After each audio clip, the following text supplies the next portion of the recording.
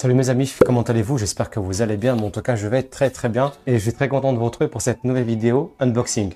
Aujourd'hui mes chers amis, je vais vous présenter et tester avec vous ce modèle de Box TV Android de la marque Tanix, le modèle W2A, doté entre autres de 16 Go de mémoire avec 2 Go de RAM et compatible Dual Wi-Fi 2,4 et 5 MHz. Ne bougez pas et restez jusqu'au bout de la vidéo pour découvrir cette Box TV Android qui est un excellent rapport qualité-prix.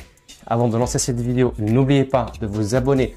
Pour tous ceux qui ne sont pas abonnés, un petit clic sur s'abonner, un petit pouce bleu pour les référencements et je vous remercie d'avance. Allez, on part directement découvrir cette Tanix W2A.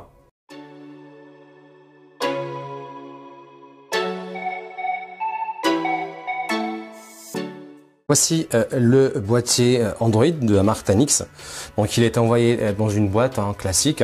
À l'intérieur vous avez cette télécommande et le boîtier et un transformateur secteur pour l'alimenter. D'un point de vue extérieur, c'est un boîtier classique. Vous avez la marque ERAB juste ici. Ensuite sur les côtés, là vous avez une sorte d'infrarouge pour pouvoir justement contrôler avec la télécommande des deux côtés. Là ici vous avez un écran. Lorsqu'on va l'allumer, vous verrez à quoi ça ressemble. Ça vous indique sûrement le volume et ce que vous êtes en train de regarder. Donc à l'arrière, vous avez quelques connectiques classiques, l'HDMI, la prise secteur, le port Ethernet, un port optique pour les barres de son et les home cinéma, un port jack. De l'autre côté, vous avez pareil, du classique au classique, un port USB 3.0, un port USB 2.0 et un port mini SD. Vous pouvez mettre une carte SD pour étendre la mémoire. Et à l'arrière, vous avez quelques rappels de classique, le modèle W2A, 2 Go de RAM, 16 Go de mémoire intégrée. Vous avez deux normes Wi-Fi qui sont indiquées, le 2,4 et le 5 GHz. Les deux Wi-Fi fonctionnent, de signaux fonctionnent, l'adresse MAC. Et puis voilà. Pour ce qui est de la télécommande, c'est du classico-classique, rien d'extraordinaire. Vous avez une télécommande basique, petite, facile à manier, bouton de on-off, contrôler le son. Vous avez les chiffres et le joystick au milieu. Les piles ne sont pas fournies avec. Voilà, c'est du plastique, voilà, classique, entrée de gamme, rien d'extraordinaire.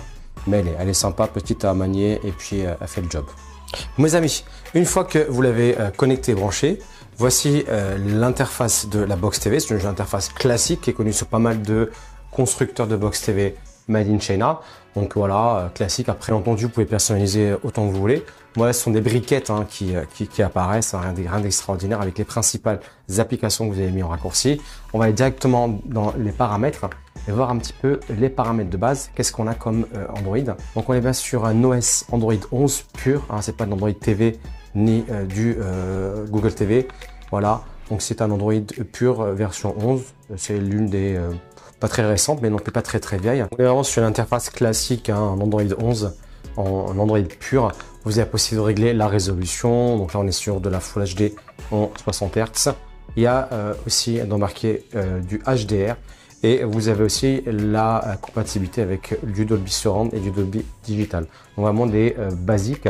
En termes de stockage, comme je vous l'ai expliqué, il y a 16 Go d'intégré disponible après installation du système.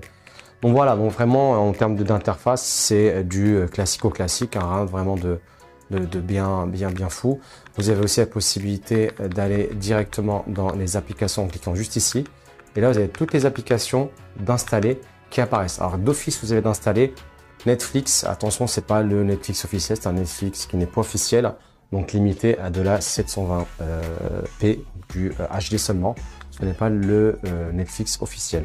Allons voir les amis ce que cette Box TV Tanix a dans le ventre. Donc j'ai téléchargé l'application AIDA 64 qui permet de réellement voir ce que propose cette Box TV Android. En termes de processeur, on est sur un ARM Cortex A35 condensé à 1800 MHz en 4 cœurs. Voilà, c'est aussi du classique. On est sur quelque chose qui se fait, qui existe depuis très longtemps et qui fonctionne très bien. En termes de résolution, on est sur du maximum Full HD. Cette Box TV propose que du Full HD en maximum 60 Hz.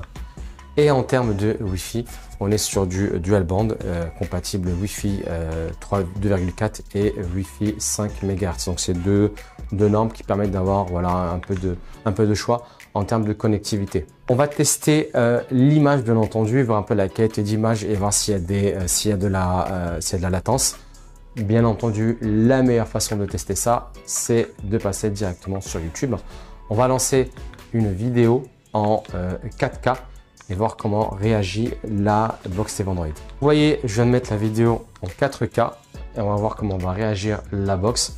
Donc là, ça passe directement en 4K et vous avez l'image qui apparaît juste sous vos yeux. Voilà, en très bonne qualité. C'est une très belle qualité. Voilà, il n'y a pas de latence. On est sur du 4K en 60 images par seconde.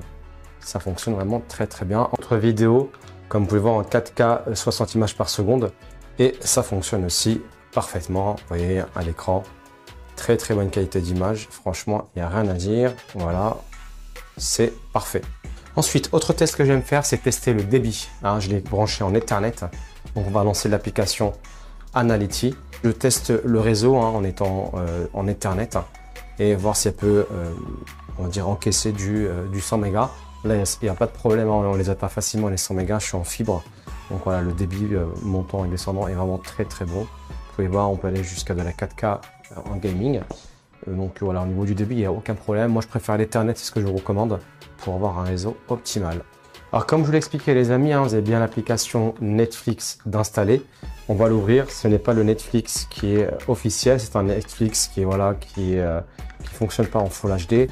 Mais comme je vous l'ai dit, voilà, je lance l'image. C'est pas forcément de la très bonne qualité.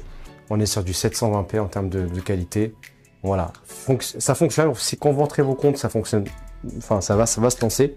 Mais malheureusement, la qualité d'image ne sera pas vraiment au top du top. On est sur du 720p, c'est pas terrible. Allez, dernier test, on va faire la misère à cette Box TV. On va lancer un petit jeu, donc un jeu qui n'est pas non plus énergivore. Attention, on est sur un petit processeur de base, on va pas lui demander non plus des jeux hyper poussés, mais rien que lancer dessus Beach Buggy, c'est un très bon exercice et ça vous donne un aperçu et voir comment réagit la Box TV.